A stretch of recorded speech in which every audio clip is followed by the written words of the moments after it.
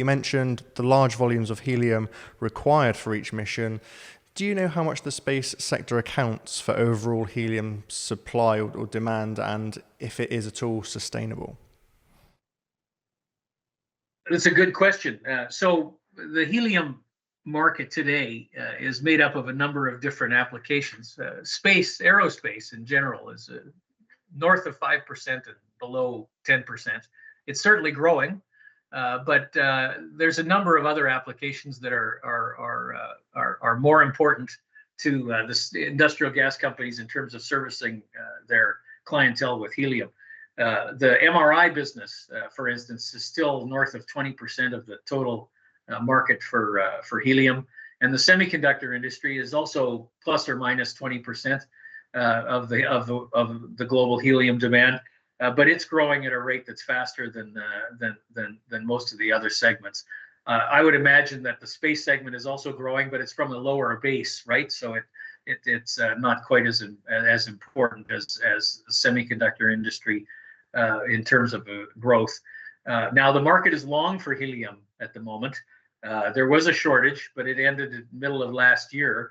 Since then, the market has gone long, and the dynamics in the market are that the market is likely to stay long, which means that the supply exceeds the demand. That situation is likely to persist for a while. There's more companies that are getting into the business of producing helium at a faster pace than there are companies getting into the business of using it, which means the inventory of helium is growing, and this long situation is likely, as I said, to persist for a while. Luckily, the industrial gas companies have gotten smart over the years, and they've managed to figure out how to store it in caverns as a gas. So many of the larger industrial gas companies have now got caverns in salt domes that they can use to store the helium for the next shortage, which is pretty important, because otherwise they would have to vent it as it won't stay as a liquid for very long, and you can't really just store it in tanks. You need large amounts of storage, which means underground storage, and so salt caverns have started to fill that role. That'll help smooth out the shortage situation and over the long term.